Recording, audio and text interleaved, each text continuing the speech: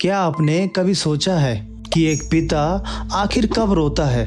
जब उसके पैरों में छाले पड़ते हैं, या जब वह आधा पेट खाकर भी बच्चों का पेट भरता है? शायद नहीं, क्योंकि एक पिता अक्सर अपने आंसू भी मुस्कुराकर छिपा लेता है। नमस्ते दोस्त, मैं हूं अभिषेक। आपका बहुत बहुत स्वागत है आपके अपने चैनल पर। आज की कहानी हर उस पिता को समर्पित है जिसने अपने परिवार की खुशियों के लिए अपनी हर खुशी, हर आराम, हर सपना चुपचाप कुर्बान कर दिया। आज की हमारी कहानी का नाम है बाप का सबसे बड़ा त्याग। अगर आपको गांव की ऐसी दिल छू लेने वाली कहानियां पसंद है तो वीडियो को लाइक कीजिए। अगर सच में स्टोरी पसंद आए तो चैनल को ज़रूर सब्सक्राइब करिएगा और बेल आइकन दबाना ना भूले, ताकि ऐसी हर नई कहानी सबसे पहले आप तक पहुंचे। और मुझे कमेंट करके ज़रा बताइए आप ये कहानी किस गांव या शहर से सुन रहे हैं और इस वक्त आपके यहाँ रात के कितने बजे हैं। अब रोशनी थोड़ी धीमी कर लीजिए, बारिश की हल्की हल्की आवाज़ को महसूस कीजिए और धीरे धीरे अपनी आंखें बंद कर लीजिए, क्योंकि अब हम चल पड़ते हैं एक ऐसे छोटे से गांव की ओर जहां एक पिता हर दिन अपने सपनों को छोड़कर अपने बच्चों के सपनों को जीता है। बरसात की वह शाम पूरे गांव पर जैसे धीरे धीरे उतर रही थी। कच्ची गलियों में भीगी मिट्टी की खुशबू फैली हुई थी। खेतों के किनारे खड़े आम और नीम के पेड़ हवा के झोंकों से सरसराते थे। दूर कहीं बैलों की घंटियां बज रही थी और गांव के छोटे छोटे घरों से चूल्हे का धुआं उठकर बादलों में खो रहा था। गांव के छोर पर गंगाराम का छोटा सा मिट्टी का घर था। छत पर पुराना था, दीवारों में दरारें थी और दरवाजे पर लगी लकड़ी बरसों की धूप बारिश से काली पड़ चुकी थी।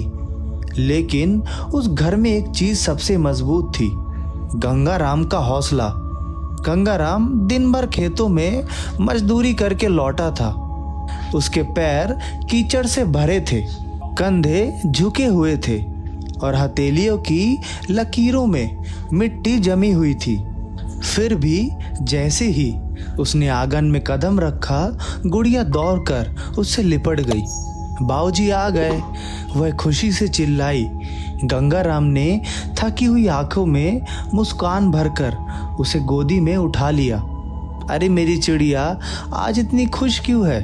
गुड़िया ने मासूमियत से कहा। कल मेले में सब बच्चों ने नई चूड़ियां पहनी थी, मेरी चूड़ियां तो टूट गई। गंगाराम के चेहरे की मुस्कान एक पल को ठहर गई। उसने गुड़िया के हाथ को देखा। सच में उसकी पुरानी कांच की चूड़ियों में सिर्फ 2 बची थी। मेरी गुड़िया के हाथ खाली कैसे रह सकते हैं? अगली हट से नई चूड़ियां आएंगी।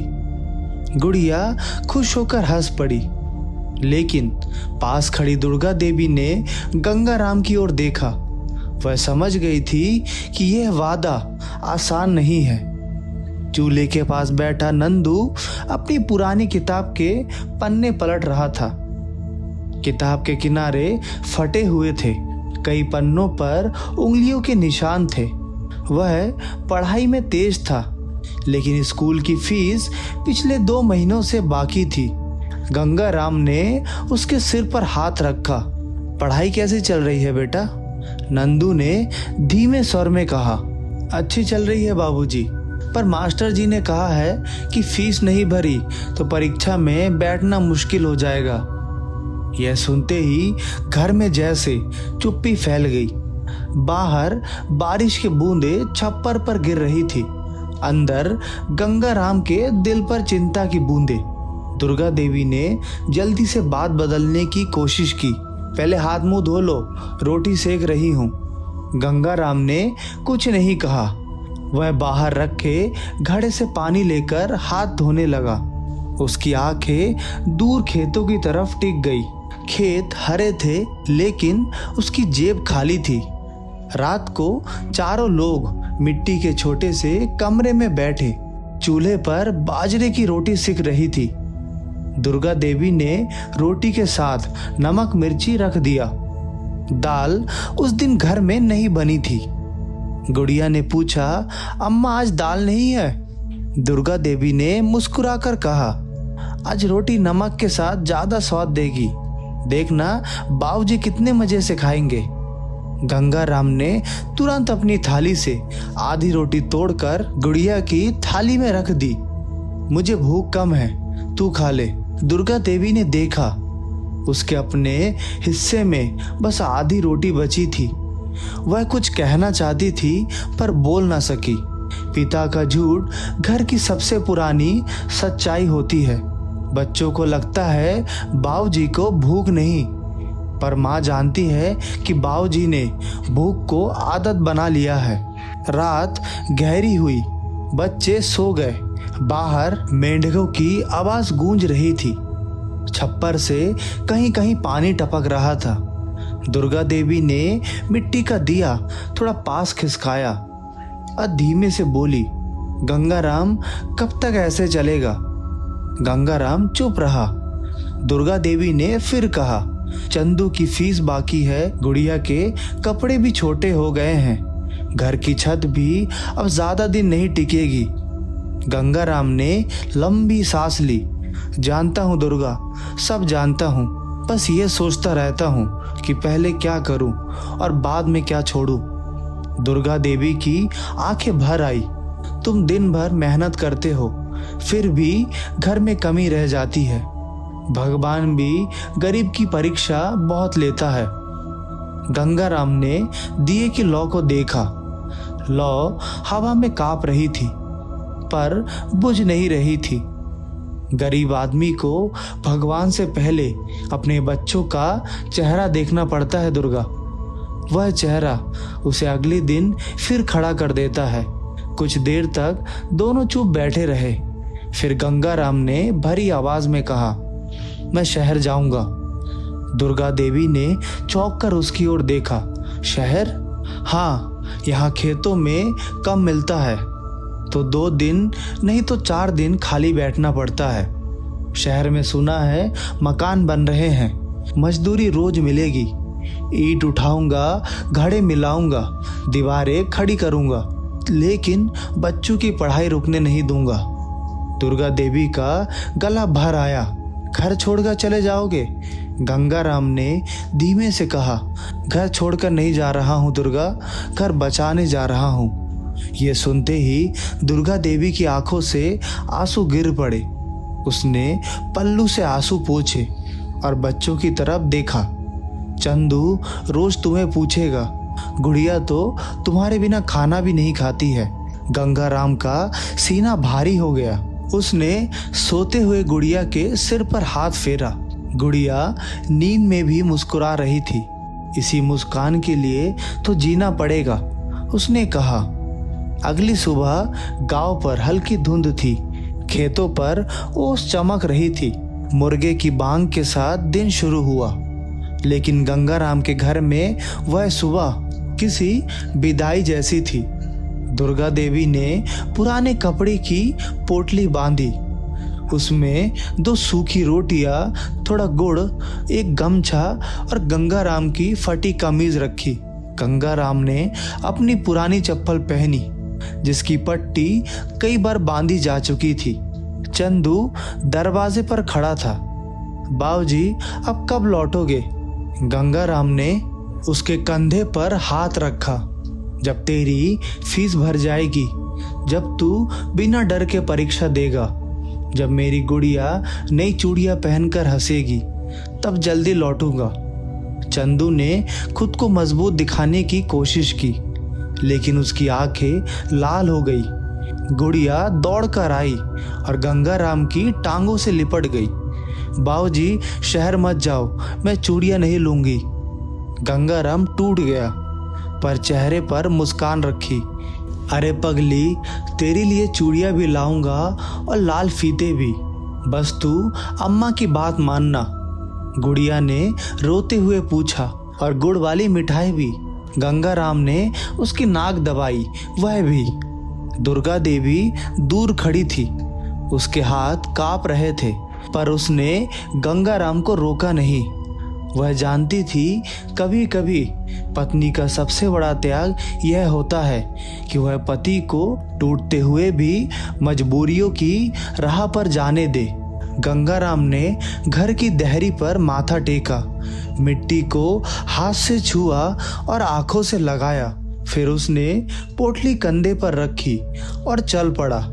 पीछे से गुड़िया की आवाज आई, बाबूजी जल्दी आना। गंगाराम ने मुस्कुराकर हाथ हिलाया।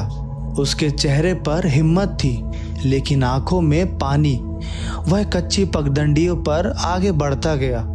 खेतों की मेड़, पीपल का पेड़, पोखर का किनारा, सब कुछ रोकते हुए लग रहे थे, पर वह रुका नहीं, क्योंकि उस दिन गंगाराम गांव से दूर नहीं जा रहा था। वह अपने बच्चों के सपनों के और करीब जा रहा था। शहर की सुबह गांव जैसी नहीं होती। वहाँ न मुर्गे की बांग सुनाई देती थी, न खेतों पर चमकती ओस दिखाई देती थी। सूरज निकलने से पहले ही सीमेंट मिलाने वाली मशीनों की आवाज गूंजने लगती, लोहे की सरियों की टकराहट कानों में पड़ती और धूल से भरी हवा सांसों में उतर जाती। उसी शोर के बीच गंगाराम ने अपनी नई जिंदगी शुरू की। वह सुबह अंधेरा रहते ही वह उठ जाता, पास लगे नल पर ठंडे पानी से मुंह धोता, सूखी रोटी का एक टुकड़ा खाता और सिर पर गमछा बांधकर इमारत की ओर चल पड़ता। दिन भर उसके कंधों पर सीमेंट की बोरियां चढ़ती, हथेलियां ईंटों से रगड़ खाती और पसीना कपड़ों को भिगा देता।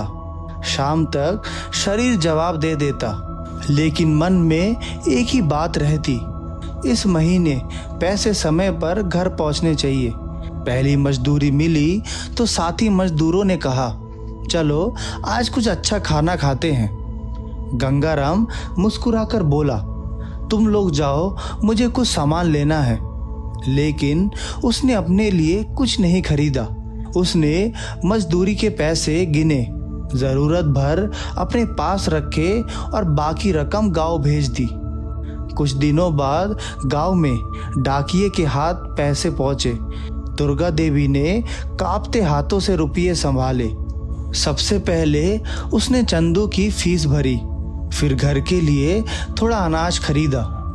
शाम को चंदू खुशी से बोला, अम्मा, मास्टर जी ने कहा कि अब मैं परीक्षा दूंगा। दुर्गा देवी की आंखें भर आई। ये तेरी बाबूजी की कमाई है बेटा, उन्होंने अपने हाथों की मेहनत भेजी है। उधर शहर में उसी रात गंगाराम ने 2 सूखी रोटियां पानी के साथ खाई। पास बैठा एक मजदूर बोला, इतना कम खाओगे तो काम कैसे करोगे? गंगाराम ने हंसते हुए जवाब दिया, भूख से आदमी नहीं हारता, उम्मीद खत्म हो जाए तब हारता है। असलियत यही थी कि जितना कम वह अपने ऊपर खर्चा करता, उतना ज़्यादा घर भेज सकता था। दिन बीतते गए। एक रविवार को मजदूरों को आधी छुट्टी मिली। सब लोग बाजार चले गए। किसी ने नई कमीज खरीदी, किसी ने चप्पल। गंगाराम भी बाजार पहुंचा। उसकी नज़र एक दुकान पर टंगी नीली कमीज पर गई। उसने उसे हाथ से उठाया। कपड़ा मुलायम था। कई महीनों बाद उसके मन में अपने लिए कुछ खरीदने की इच्छा जगी।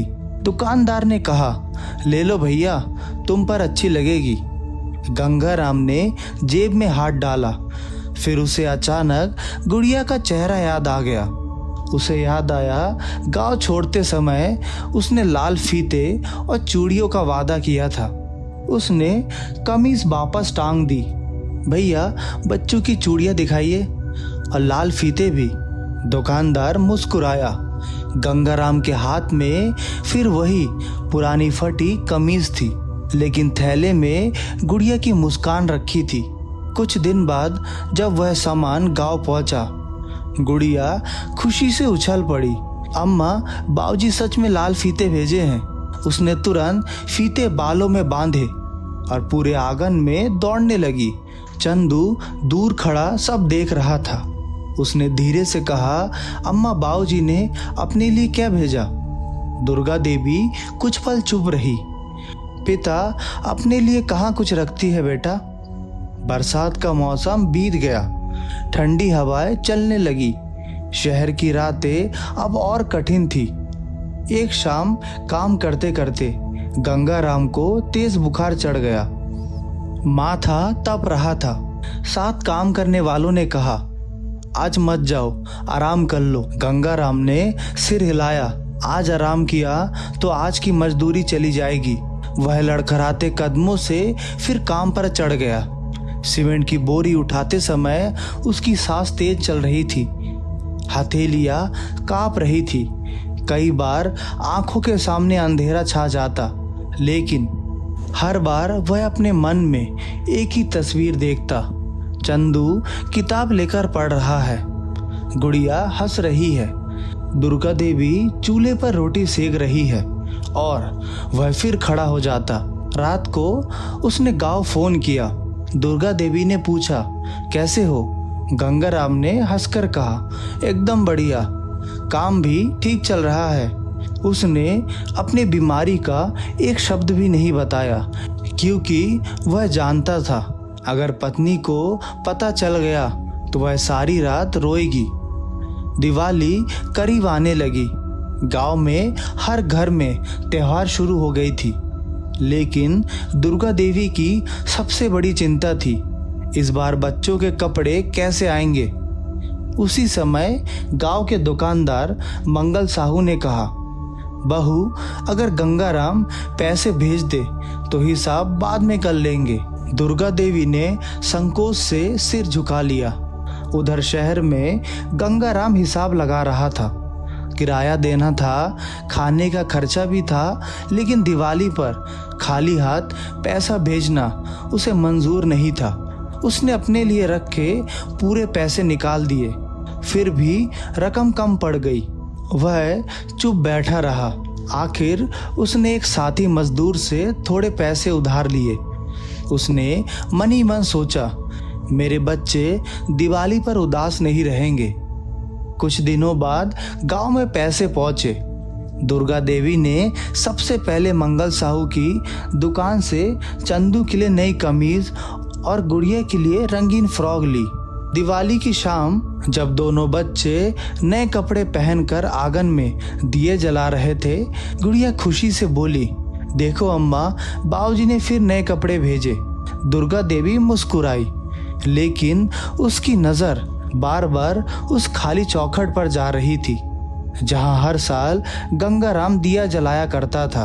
उसी समय शहर के एक छोटे से कमरे में गंगाराम अकेला बैठा था।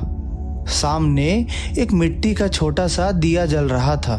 थाली में तो सूखी रोटियां रखी थी।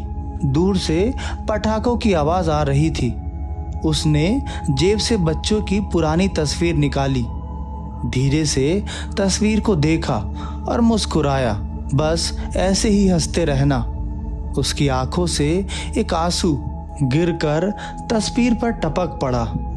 उसने जल्दी से गमछे से तस्वीर पोंछ दी, जैसे बच्चों को अपनी आंसू भी दिखाना नहीं चाहता हो। रात बहुत देर तक उसे नींद नहीं आई। वह छत की ओर देखता रहा। मन में बस एक ही सवाल बार बार उठता, अगर कभी मेरे हाथ काम करना छोड़ दे तो मेरे बच्चों का क्या होगा। यही डर उसे हर सुबह फिर से मजदूरी पर भेज देता था। दुनिया उसे सिर्फ एक मजदूर समझती थी, लेकिन सच तो ये था कि हर ईंट के साथ वह अपने बच्चों का भविष्य जोड़ रहा था। हर पसीने के बूंद में उसके सपनों की कीमत छिपी थी और हर अधूरे रोटी में एक पिता का पूरा त्याग। समय कभी किसी के लिए नहीं रुकता। देखते ही देखते कई साल बीत गए। गांव वही था, मिट्टी वही थी, खेतों में हवा आज भी वैसे ही लहरती थी। लेकिन गंगाराम की जिंदगी अब पहले जैसी नहीं रही थी। जिस शरीर में कभी दिन भर काम करने की ताकत थी, उसी शरीर पर अब मेहनत की गहरी लकीरें साफ दिखाई देती थी। उसके बाल समय से पहले सफ़ेद हो चुके थे। हथेलियाँ इतनी ख़त्म हो गई थी कि जैसे उनमें मिट्टी और पत्थर हमेशा के लिए बस गए हों। पीठ हल्की झुक गई थी, मगर जिम्मेदारियों का बोझ आज भी वैसे ही था। एक दिन आखिर वह अपने गांव लौट आया। गंगाराम ने अपनी घर की देहरी पर कदम रखा। आंगन में झाड़ू लगाती दुर्गा देवी ने जैसे ही उसे देखा, उसकी आंखें भर आई। गंगाराम बस इतना ही कह पाया। गंगाराम हल्का सा मुस्कुराया। घर आ गया दुर्गा। उसी समय चंदू बाहर आया। अब वह छोटा बच्चा नहीं रहा था, लंबा हो चुका था। चेहरे पर समझदारी साफ दिखाई देती थी। उसने दौड़कर पिता के पैर छुए। बाबूजी, गंगाराम ने उसके सिर पर हाथ रखा। बड़ा हो गया रे। इतने में गुड़िया भी दौड़ती हुई बाहर आई। जिसने कभी चूड़ियों के लिए जिद की थी, वह अब समझदार लड़की बन चुकी थी। उसने बिना कुछ कहे पिता को गले लगा लिया। गंगाराम ने दोनों बच्चों को अपने बाहों में भर लिया। उस पल उसे लगा जैसे बरसों की सारी थकान कहीं खो गई हो। शाम को चारों लोग एक साथ बैठकर खाना खाने लगे। कई साल बाद पहली बार गंगाराम अपने परिवार के साथ खाना खा रहा था। गंगाराम अपने परिवार के साथ एक ही थाली के पास बैठा था। दुर्गा देवी ने गरम रोटियां परोसी। गंगाराम हमेशा की तरह बोला, मुझे 2 ही रोटी देना। चंदू मुस्कुराया। अब बहाना मत बनाइए बाबूजी, आज हम सब साथ खाएंगे। गंगाराम ने कुछ नहीं कहा, लेकिन पहली रोटी खत्म करते ही उसने दूसरे का आधा टुकड़ा फिर गुड़िया के थाली में रख दिया। गुड़िया ने तुरंत वह रोटी वापस कर दी। अब मैं छोटी नहीं हूँ बाबूजी। गंगाराम ने उसकी तरफ देखा। उसकी आंखों में गर्व था। कुछ दिन बाद गंगाराम खेत की मेड़ पर काम करते हुए अचानक चक्कर खाकर बैठ गया। चंदू दौड़कर उसके पास पहुंचा। बाबूजी, क्या हुआ? लेकिन इस बार बात छिप नहीं सकी। दुर्गा देवी ने साफ कहा, अब बहुत हो गया, तुम्हें वैद्य जी को दिखाना पड़ेगा। गंगाराम चुप रहा। वह जानता था कि शरीर अब पहले जैसा नहीं रहा। अगले दिन जब दुर्गा देवी पुराने संदूक से कपड़े निकाल रही थी, तभी नीचे रखी एक पुरानी कपड़े की थैली बाहर गिर गई।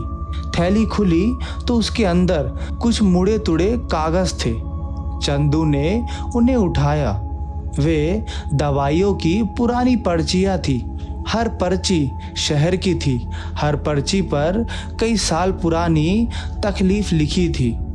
कुछ दवाइयों के सामने लाल स्याही से लिखा था, नहीं खरीदी गई, नहीं खरीदी गई। चंदू कुछ पल तक उन्हें देखता रह गया।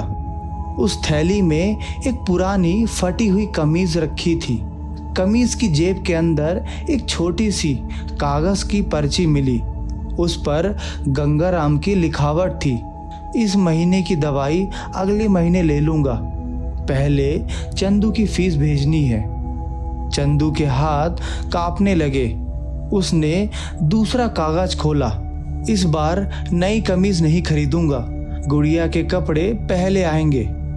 तीसरी कागज पर लिखा था, दिवाली पर बच्चों का मन नहीं टूटना चाहिए, उधार बाद में चुका दूंगा। अब चंदू की आंखों से आंसू रुक नहीं रहे थे। वह समझ चुका था जैसे वह पिता की मजबूरी समझता था। वह पिता का त्याग था। उसी समय गंगाराम अंदर आया। उसने देखा सारी पर्चियां सामने रखी थी। दुर्गा देवी चुप खड़ी थी। गुड़िया रो रही थी और चंदू के हाथ कांप रहे थे। कुछ पल तक घर में कोई कुछ नहीं बोला।